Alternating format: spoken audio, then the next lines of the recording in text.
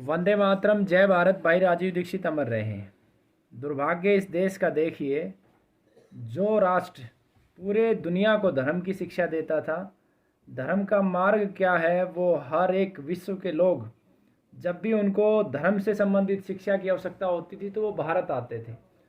आज इस राष्ट्र में सूर्य निकलने से लेके और सूर्यास्त होने तक लगभग 50,000 गौ माताएँ हर रोज़ काटी जाती हैं।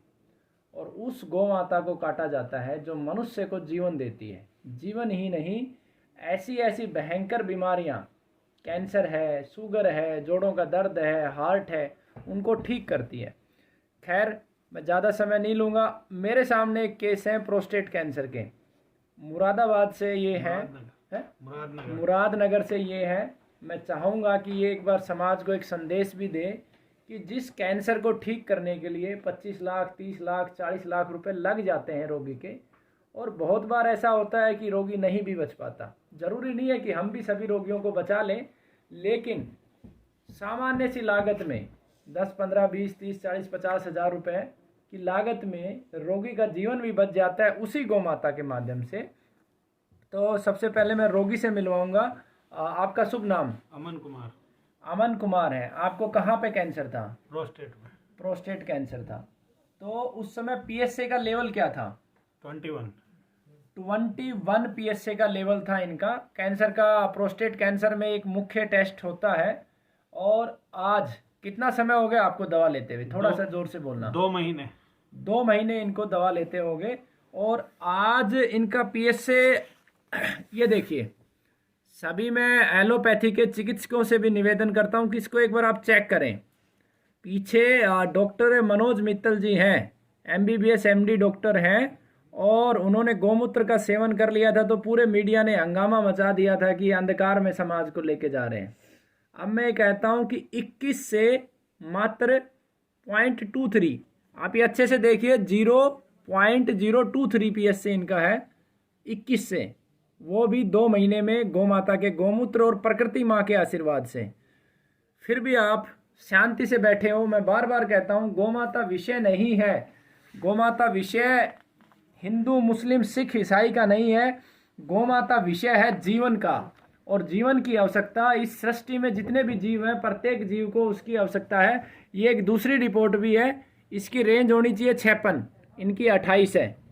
ज़्यादा मुझे इन रिपोर्टों की जानकारी नहीं है, लेकिन फिर भी आपको, क्योंकि आप इन रिपोर्टों को ही आधार मानते हो, तो ये रिपोर्टें आपको दिखा देते हैं। एक रिपोर्ट और भी है, आप ये भी देख सकते हो।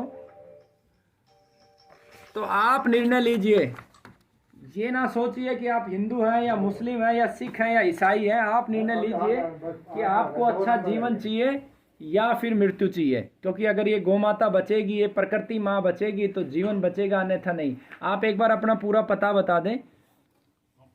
अमन कुमार, मुरादनगर, गाजियाबाद, यूपी। गांव कौन सा है? धेदा गांव। धेदा गांव है। और ये मुरादनगर से कितनी दूरी पे है? मुरादनगर के रेलवे स्टेशन के पास ही है। मुरादनगर रेलवे स्टेशन के पास ही है। ऑर्नेस फैक्ट्री। आपका क्या मत है? क्या गौ माता को काट देना चाहिए? नहीं जी, गौ माता को तो बचाना चाहिए। तो केक काटना चाहिए या बड़ पीपल के पेड़ लगाने चाहिए? बड़ पीपल के पेड़ लगाने चाहिए। तो जन्म दिवस मनाने का भी एक तरीका भारतीय संस्कृति आपको सिखाती है, जिसमें आप बड़ पीपल के पेड़ लगाते हैं और यज्ञ करते हैं। फिर मैं कहता हूँ, यज्ञ किसी केवल ब्राह्मण का विषय नहीं है, यज्ञ जीवन का विषय है। इसे मुस्लिम भी करे, सिख भी करे, सब करे। क्योंकि जब देसी गौ माता के 20 ग्राम घृत से हम यज्ञ करते हैं और औषधियों का प्रयोग करते हैं, ना केवल 1 टन ऑक्सीजन बल्कि बहुत सारे विषाणुओं का भी विनाश होता है, और आपको जीवन देने वाली प्राणदायी शक्ति आपको मिलती है, जिससे आपका जीवन बचता है। तो आप क्या संदेश देना चाहेंगे समाज को? क्या गाय रखनी चाहिए? गाय रखनी चाहिए और गाय की सेवा करनी चाहिए, उसी से ही जीवन बचेगा। कैंसर रोग का और कोई इलाज नहीं है। तो भारत की 206 नस्लें थी, और आज हमने उनको ख़त्म करके 28 नस्लें भी भारत में नहीं बची हैं। और एक और बात बताता हूँ, मैं षड्यंत्र के रूप में आपके बीच में जर्सी होलिस्टियन लेके आए थे, लेकिन अब उससे ऊंचे लेवल का षड्यंत्र चल रहा है सीमन के रूप में। सीमन के द्वारा जो जीव तैयार हो रहा है वो अप्राकृतिक है, वो परमात्मा की प्रक्रिया के विरुद्ध है, और जो कार्य ईश्वर की प्रक्रिया के विरुद्ध है वो विनाश की तरफ आपको लेके जाता है। तो सीमन गौ माता पे ना रखवाएं, नंदी रखें, हर गांव में रखें, अच्छी नस्ल का नंदी रखें। मैंने अपने पूर्वजों से सुना है कि जब भयंकर से भयंकर अकाल भी पड़ता था राष्ट्र में, तब भी नंदी को भूखा नहीं रखा जाता था, क्योंकि नंदी के माध्यम से ही सब कुछ संभव है। आपकी आने वाली पीढ़ी भी नंदी से ही तैयार होंगी, क्योंकि गौ माता का दूध पी के ही एक अच्छा इंसान तैयार हो सकता है, जो ना केवल समाज को अच्छी शिक्षा देगा, ज्ञान देगा, सही मार्ग देगा, और आप आज जितनी भी समस्याएं राष्ट्र के सामने हैं उनका वो समाधान भी देगा, तब ही देगा। अच्छा नंदी होगा, गौ माताएं होंगी, प्रकृति माँ होगी।